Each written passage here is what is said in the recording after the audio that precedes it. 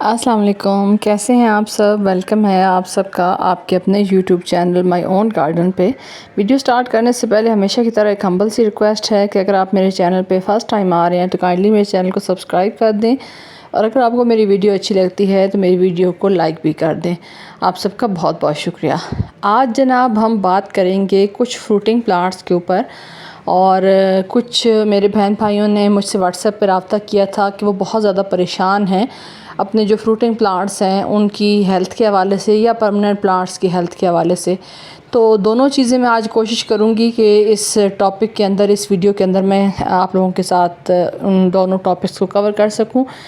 Fruiting plants की जो अभी, जैसा कि इस टाइम पे अंगूर का जो है वो पीक टाइम है माशाल्लाह से। ये जो आप प्लांट देख रहे हैं ये भी बहुत ज़बरदस्त तरीके से फ्रूटिंग कर रहा है, और आम तौर पे जितने भी अंगूर की वैरायटीज़ होती हैं वो इस टाइम पे उनके ऊपर फ्रूटिंग हो रही होती है, और कुछ टाइम तक जो है वो ईज़िली मार्केट में बहुत ज़्यादा ढेरों की तादाद में अंगूर जो है वो अवेलेबल होता है। अंगूर के अंदर बेशुमार वैरायटीज़ होती हैं, बेशुमार इसके अंदर डिफरेंट जो है वो कलर्स भी होते हैं। वाइट अंगूर भी होता है, ब्राउन भी होता है, रेड भी होता है, ब्लैक भी होता है। और इसकी जो डिफरेंट वैरायटीज़ हैं उनमें टेस्ट का भी काफ़ी ज़्यादा डिफरेंट होता है। कुछ सीड वाले अंगूर होते हैं, कुछ सीडलेस होते हैं। और अंगूर को आप दोनों तरीक़ों से लगा सकते हैं। अगर आप इसको सीड से लगाना चाहें तो सीड से भी लगा सकते हैं, और अगर आप चाहें तो इसको कटिंग से, कलम से भी लगा सकते हैं। कलम जो है वो इसकी बेसिकली जो लगती है वो दिसंबर जनवरी में लगती है, ठंडे मौसम में।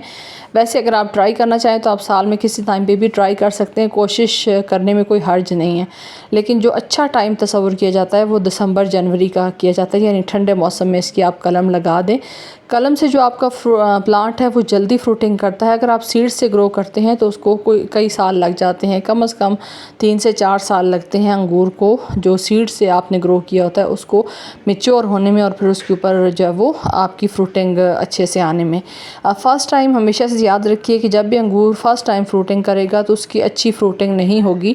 ये जो आप प्लांट देख रहे हैं इसने फ़र्स्ट टाइम जब फ्रूटिंग की थी तो इसका एक भी फ्रूट जो है वो कामयाब नहीं हुआ था, यानी जो बंचेस वगैरह लगे थे, गुच्छे लगे थे, उसमें से एक गुच्छा भी कामयाब नहीं हुआ था। लेकिन क्योंकि वो फ़र्स्ट टाइम था तो प्लांट जो है वो तैयारी में होता है इस चीज़ के कि वो अच्छे से फ्रूटिंग कर सकता है या नहीं। लेकिन ये है कि पहली दफ़ा में इसने अच्छे से फ्रूटिंग नहीं की। ये इसका सेकंड टाइम है और ये कलम से लगा हुआ अंगूर है। अब एग्जैक्ट इसकी क्या कौन सी वैरायटी है ये तो अभी मैं श्योर नहीं हूँ, क्योंकि ये अभी जो है वो अच्छे से पका नहीं है। थोड़ा सा टाइम इसको और लगेगा तो उसके बाद ही कहा जा सकता है कि ये कौन सी वाली वैरायटी है। लेकिन ये है कि काफ़ी सारी वैरायटीज़ जो हैं वो मार्केट में अवेलेबल होती हैं, अगर आप ऑनलाइन भी पता करते हैं तब भी, और अगर आप नर्सरीज़ पे पता करते हैं तो काफ़ी सारी वैरायटीज़ जो हैं वो अवेलेबल होती हैं। अच्छा, ये जो लगा हुआ है ये ज़मीन में लगा हुआ है। अगर आप पॉट साइज़ में लगाते हैं तो काफ़ी बड़े साइज़ का पॉट का आपको इंतखाब करना पड़ेगा, क्योंकि छोटे साइज़ का जो पॉट है उसके अंदर जब आप इसको लगाएंगे तो फिर ये है कि उसकी गारंटी नहीं है कि वो अच्छे से ग्रो होगा।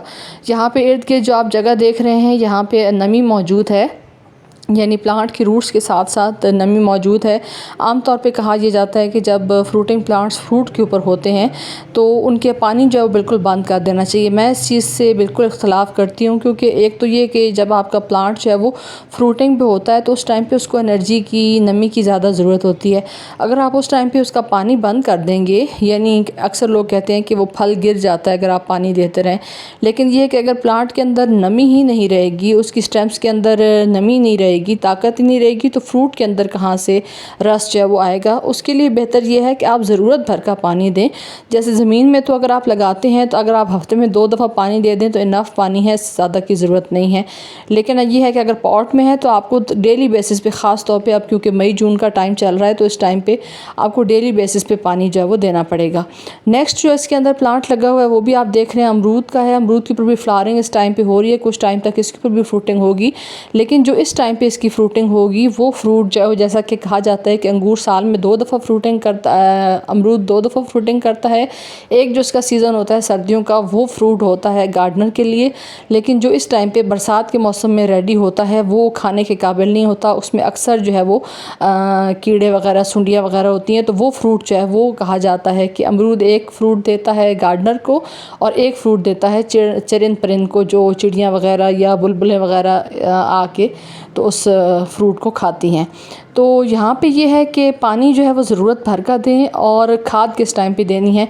अब क्योंकि ये ज़मीन में लगा हुआ है तो इसको इतना ज़्यादा खाद की ज़रूरत नहीं, जब इसको लगाया गया है तो उस टाइम पे एक अच्छी अमाउंट खाद की दे दी गई है।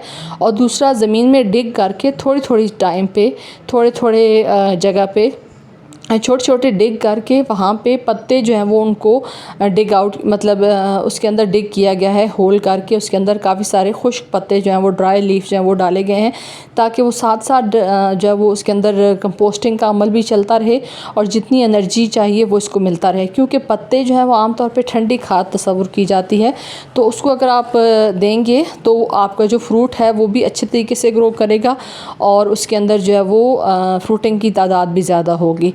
अच्छा, नेक्स्ट जो आप लोगों के साथ मैं प्लांट शेयर कर रही हूँ ये लेमन प्लांट है। और लेमन प्लांट की भी इस टाइम पे आप ये प्लांट अगर चेक करें तो फ्रूटिंग से भी भरा हुआ है और जो इसके अंदर फ्लावरिंग है वो भी मैं आपको साथ साथ दिखाऊंगी। आप ख़ुद देखिएगा कि इतनी सख्त गर्मी में भी इस प्लांट की हेल्थ कितनी ज़बरदस्त है, क्योंकि इस पर वो चीज़ अप्लाई की गई है कि जो आम तौर पे तमाम गार्डनर्स नहीं करते इस मौसम में। एक तो वैसे ही पौधा जो है वो डिहाइड्रेट होता है, ऊपर से जब आप उसका पानी बंद कर देते हैं तो आपका जो प्लांट है उसके अंदर जो थोड़ी बहुत एनर्जी होती है वो भी ख़त्म हो जाती है। अब इसको नॉर्मल पानी दिया जा रहा है, जब इसकी सॉइल ड्राई होती है तो इसको पानी दे दिया जाता है। तो आप उसका रिज़ल्ट देख लें कि इस गर्मी के मौसम में, जबकि इतनी शदीद गर्मी है और प्लांट्स बेहाल हुए पड़े हैं, उसके बावजूद इस प्लांट के अंदर किस तरीके से फ्लावरिंग भी हो रही है। और फ्लावरिंग के बाद मैं आपको यहाँ पे दिखाऊंगी भी कि कोई भी फ्लावर जो है वो इस तरह से नहीं ड्रॉप हुआ कि जिसके अंदर फ्रूट बना हुआ था, यानी फ्लावर्स की पत्तियां गिरी हुई हैं लेकिन फ्रूट नहीं गिरा हुआ, क्योंकि इसको उस तरीके से लेके चल रहे हैं कि इसके अंदर पानी की कमी ना हो। साथ साथ जब थोड़ा सा मौसम अच्छा था तो उस टाइम पे इसको खाद भी ऑफ़र की गई थी और काऊ डंग इसको ऑफ़र की गई थी। और अब माशाल्लाह से आप इसका फ्रूट देखिए कि डिफरेंट साइज़ में इसके अंदर छोटा फ्रूट भी है, बिल्कुल छोटा छोटा सा, और बड़ा फ्रूट भी है। यानी जैसे ही फ्लावर जो है वो गिरता है तो उसके बाद जो इसके अंदर फ्रूट बनने का अमल है वो साइज़ भी आपको नज़र आ रहा है और थोड़ा सा मैच्योर अंगूर के साइज़ का जो फ्रूट है वो भी नज़र आ रहा है। तो प्लांट को हमेशा ये याद रखिए कि आप प्लांट को अगर केयर करेंगे, प्लांट की हिफाजत करेंगे, तो ये हो ही नहीं सकता कि प्लांट आपको रिस्पॉन्स ना करे। कभी भी इस चीज़ को अपने जहन से मत निकालिए कि आपने अपने प्लांट को गर्मी में पानी बंद कर देना है। ये बहुत गलत मिथ है, बहुत गलत जो है वो जो गार्डनर्स कहते हैं कि बिल्कुल पानी बंद कर दें, पानी बंद कर दें। अब कोई भी सब्ज़ी वाला प्लांट हो या फ्रूटिंग प्लांट हो, अगर आप उसका पानी बंद कर देंगे तो जो एनर्जी उसको पानी से या जो लिक्विड फर्टिलाइज़र आप देते हैं उससे मिल रही होती है और वो अपने आप को भी उसमें संभाल रहा होता है और साथ साथ फ्रूट भी प्रोड्यूस कर रहा होता है। तो अगर आप वो नहीं करेंगे तो आप कैसे एक्सपेक्ट कर सकते हैं कि आपका जो प्लांट है उसके ऊपर फ्रूटिंग अच्छे से नहीं होगी। आप प्लांट को उसकी नेचर के हिसाब से लेके चलें। और मैं आपको वो चीज़ प्रूफ के साथ दिखा रही हूँ कि जो इस प्लांट के ऊपर इम्प्लीमेंट किया गया है। यानी आपको मैं यहाँ पे इसका जो है वो सरफेस भी दिखाऊंगी, जो ज़मीन है जहाँ पे ये लगा हुआ है वहाँ पे भी दिखाऊंगी, और साथ साथ अभी दिखाने का मकसद ये है कि आपको अच्छे तरीके से यकीन हो जाए कि इसकी केयर जो है वो किस तरीके से की जा रही है। सॉइल के अंदर नमी आप चेक कर सकते हैं। इसके अंदर ये किया गया है कि इसके तने के साथ साथ जो वुड ऐश होती है या गोबर की जो ओपलों की राख होती है वो यहाँ पे डाली गई है। ये दो चीज़ों से आपको बचाती है आपके प्लांट को।